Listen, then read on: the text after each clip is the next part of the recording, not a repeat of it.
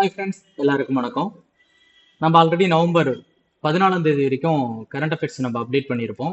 1லேருந்து 14 வரைக்கும். இப்போ மீதி இருக்கக்கூடிய 15 to 21க்கான கரண்ட் அஃபேர்ஸ் தான் நம்ம பார்க்க போகிறோம். நம்மளோட சேனலை மறக்காமல் சப்ஸ்கிரைப் பண்ணி வச்சுக்கோங்க. அருண் டிஎன்பிசி அப்டேட்ன்றது கரண்ட் அஃபேர்ஸை பேஸ் பண்ணியும், வெயில் அகாடமின்றது உங்களுக்கு மற்ற மேக்ஸ் எல்லா சப்ஜெக்டையுமே பேஸ் பண்ணி இருக்கக்கூடிய ஒரு சேனலாக இருக்கும். சரி, வாங்க நம்ம 15 டேஸில் ஒரே ஒரு இம்பார்ட்டன்ட் கரண்ட் அஃபேர்ஸ் இருக்குது. பல்வி பார்வை 2.0 அப்படின்ற ஒரு ஸ்கீம், ஒரு செயலி ஒன்று, ஒரு ஆப் ஒன்று என்ன பண்ணியிருக்காங்கன்னா தமிழ்நாடு அரசு இன்ட்ரோ பண்ணியிருக்காங்க. இது ஆக்சுவலாக எதுக்கு அப்படின்னா, பள்ளிகளில் ஆய்வு பணிகளை மேம்படுத்தும் நோக்கி மெயினான விஷயங்க. பள்ளிகளில் ஆய்வு பணியை மேம்படுத்துவத நோக்கமாக கொண்டு இந்த ஸ்கீமை கொண்டு வந்திருக்காங்க. இதெல்லாம் பார்த்தீங்கன்னா நம்ம யூனிட் 9ல் நம்ம கரண்ட் அஃபேர்ஸாக வச்சுக்கலாங்க. ரொம்ப முக்கியமான ஒரு கரண்ட் அஃபேர்ஸ்னு கூட. ஓகே, அடுத்து பாருங்க, 16ஆம் தேதி ரொம்ப இம்பார்ட்டன்டான ஒரு சில ஸ்கீம்ஸ் எல்லாம் வந்திருக்கு. அதெல்லாம் நம்ம பார்த்துக்கலாம். ஃபர்ஸ்ட் ஸ்கீம் என்ன அப்படின்னா, தூய்மை பணியாளர்களுக்கான இலவச உணவு திட்டத்தை தொடங்கியிருக்காங்க. எப்போ தொடங்குறாங்க அப்படின்னா, நவம்பர் 15, 2025. முக்கியம், டேட் இம்பார்ட்டன்ட். என்ன பிளேஸ்ல அப்படின்னா, சென்னையில தொடங்கி வைக்கக்கூடியதாக இருக்கு. சிஎம் அவர்கள் தான் இதை தொடங்கி வைக்கிறாரு. கருணாநிதியினுடைய மகனாக இருக்கக்கூடிய ஸ்டாலின் அவர்கள். அடுத்து பாருங்க, 3வது பாயிண்ட், நாட்டிலேயே முதல் முறையாக சென்னை மாநகராட்சியில் தூய்மை பணியாளருக்கான இலவச உணவு வழங்கும் திட்டம். இப்ப இந்தியாவிலேயே முதலா தூய்மை பணியாளர்களுக்கு இலவச உணவு வழங்கக்கூடிய திட்டம் எங்கதான் அறிமுகப்படுத்திருக்குன்னா சென்னை மாநகராட்சியில தான். அடுத்ததா ஒரு இம்பார்ட்டன்டான ஒரு விஷயத்த சொல்றாங்க பாருங்க. இது தொடங்கப்பட்டது நவம்பர் 5, 2025. ஆனா தமிழ்நாடு முழுவதும் எப்ப விரிவு செய்யப்படும் அப்படின்னா, டிசம்பர் 6ல இருந்து இது விரிவு செய்யப்படும் அப்படின்னு சொல்லியிருக்காங்க. அந்த கரண்ட் அஃபேர்ஸ்ல நமக்கு ஒரு சில இம்பார்ட்டன்டான டேட்டாஸ் கொடுத்துருந்தாங்க. அதுதான் நம்ம சிறப்பு தகவல்லாம் கொடுத்துருக்கோம். 2016ல என்ன பண்ணியிருக்காங்க அப்படின்னா, தூய்மை பணியாளர் நல வாரியம் அப்படின்றத அமைச்சிருக்காங்க. அந்த காலகட்டம் இது பர்டிகுலரா சொல்லணும்னா 2006 to 11 வரைக்கும் இருக்கக்கூடிய காலகட்டத்தில் மீதி அவங்க கொண்டு வந்த ஸ்கீம் என்னன்னா, தாட்கோ மூலம் தொழில் முனைவோர் கடன் வழங்குதல், மருத்துவ காப்பீட்டு திட்டம். இது கருணாநிதி அவர்கள் முதல்வராக இருக்கும்போது நடைமுறைப்படுத்தப்பட்ட திட்டங்கள்.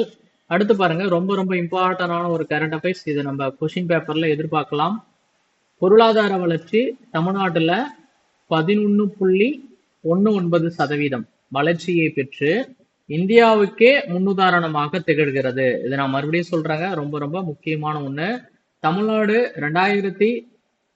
2030க்குள்ள 1 trillion அமெரிக்கன் டாலரை அடையணுன்றது இலக்கா வச்சிருக்காங்க. அதை நோக்கி தான் இந்த வளர்ச்சி சதவீதம் நமக்கு ரொம்ப முக்கியமானதாக இருக்கும். அடுத்ததா பாருங்க, நவம்பர் 15 என்ன ஒரு இம்பார்ட்டன்டான சில தகவல்கள்லாம் நமக்கு கொடுத்துருக்காங்க.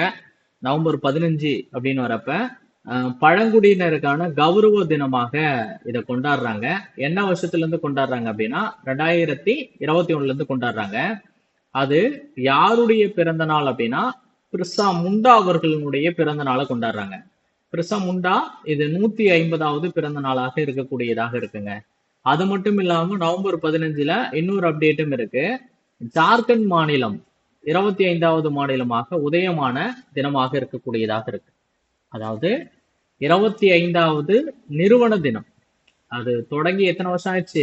25 வருடம் ஆயிடுச்சு அப்படின்னு சொல்றாங்க.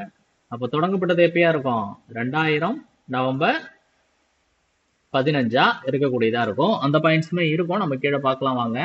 பீகாரில இருந்து, அப்ப ஜார்க்கண்ட் எதுல இருந்து பிரிக்கப்பட்டது அப்படின்னா, பீகார்ல இருந்து பிரிச்சிருக்காங்க. பீகார்ல இருந்து பிரிக்கப்பட்ட மாநிலம் தான் என்னது? ஜார்க்கண்ட். எப்ப பிரிக்கப்பட்டது?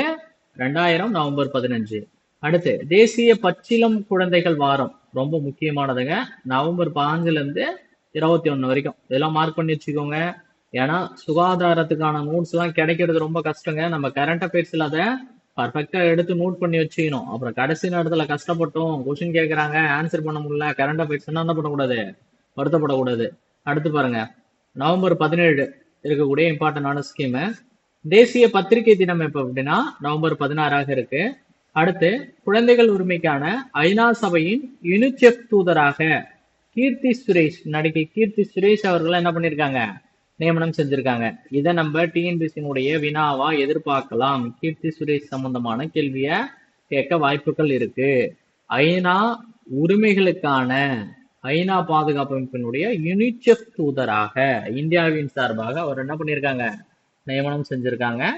அடுத்து பாருங்க, மத்திய அரசு ஒரு சட்ட விதிகளை வெளியிட்டிருக்காங்க. எண்ம தனிநபர் தரவு பாதுகாப்பு சட்ட விதி 2025. இப்ப எண்மனா இந்த டிஜிட்டல்ல உங்களுடைய தகவலை பாதுகாக்கக்கூடியதை பேஸ் பண்ணி வரக்கூடிய ஒரு தகவலை இங்க நமக்கு கொடுத்துருக்காங்க. அதான் நம்ம பார்க்க போறோம். அடுத்து பாருங்க, நமக்கு எக்கனாமிக்ஸ்ல இருக்கக்கூடிய ரொம்ப இம்பார்ட்டன்டான ஒரு கரண்ட் அஃபேர்ஸ். இது எக்கனாமிக்ஸ் புக்லயே எடுத்து நீங்க நோட் பண்ணி வச்சுக்கலாம். 18ஆம் தேதிக்கான கரண்ட் அஃபேர்ஸ். 16வது நிதிக்குழு அமைச்சிட்டாங்க.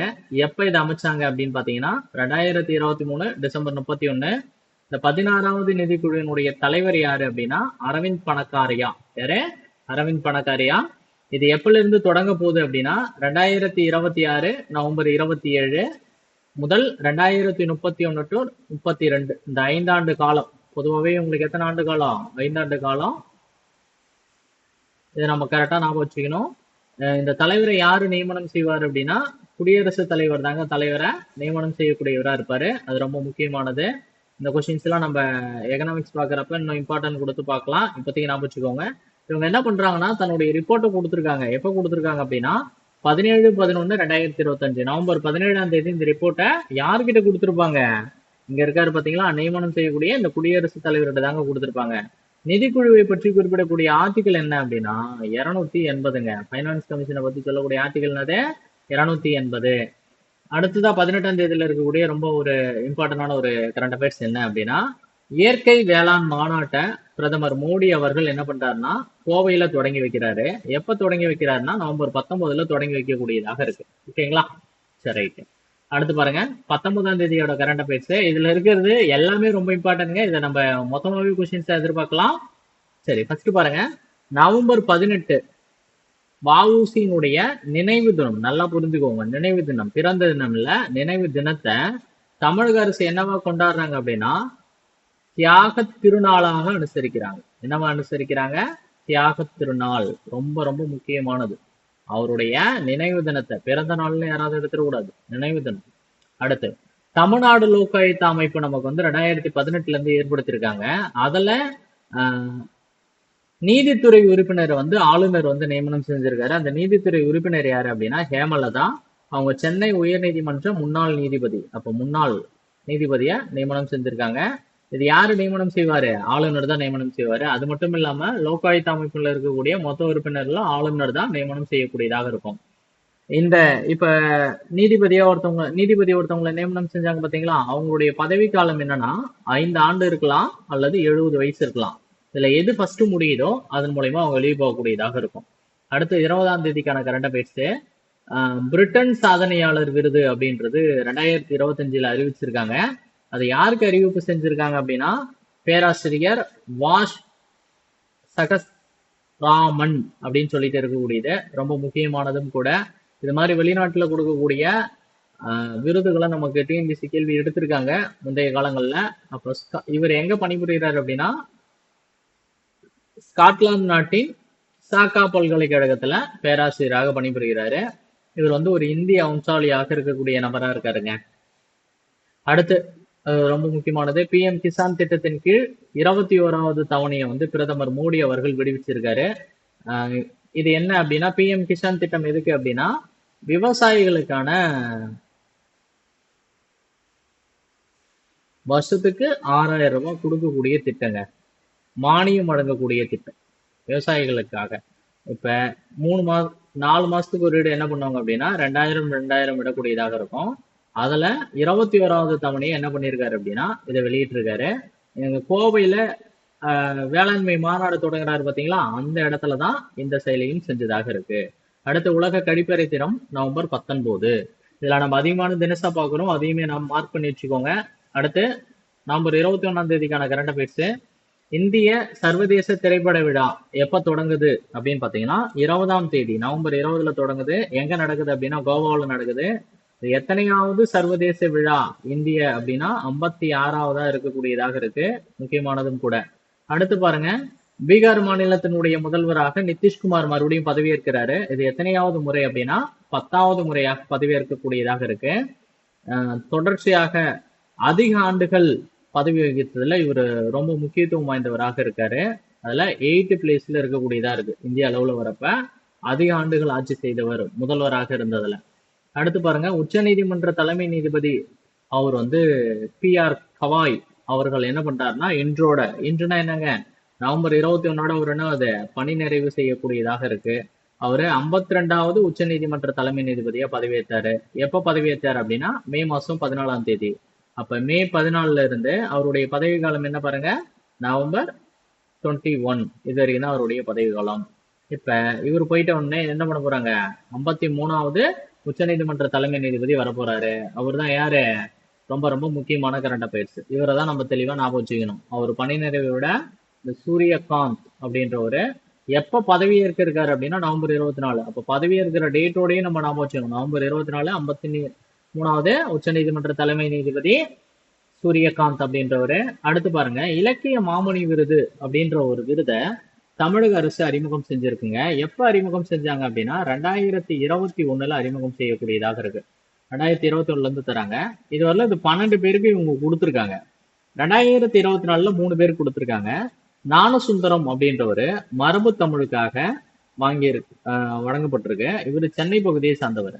காமராசு அப்படின்றவர்களுக்கு ஆய்வு தமிழுக்காக வழங்கப்பட்டிருக்கு. இவர் திருவாரூரை சார்ந்தவர். சோமசுந்தரம் என்கின்ற கலாபிரியா இவங்க படைப்பு தமிழுக்காக வழங்கப்பட்டிருக்கு. இவங்க தென்காசி மாவட்டத்தை சார்ந்தவங்களாக இருக்காங்க. அடுத்து பாருங்க, உலக தொலைக்காட்சி தினம் எப்ப அப்படின்னா நவம்பர் 21ங்க. ஓகேங்க, இதுதான் இந்த வீக்குக்கான இம்பார்ட்டன்டான கரண்ட் அஃபேர்ஸா இருக்கு. நம்ம வெற்றிகரமா அந்த கரண்ட் அஃபேர்ஸை முடிச்சிட்டோம். Thank you to all.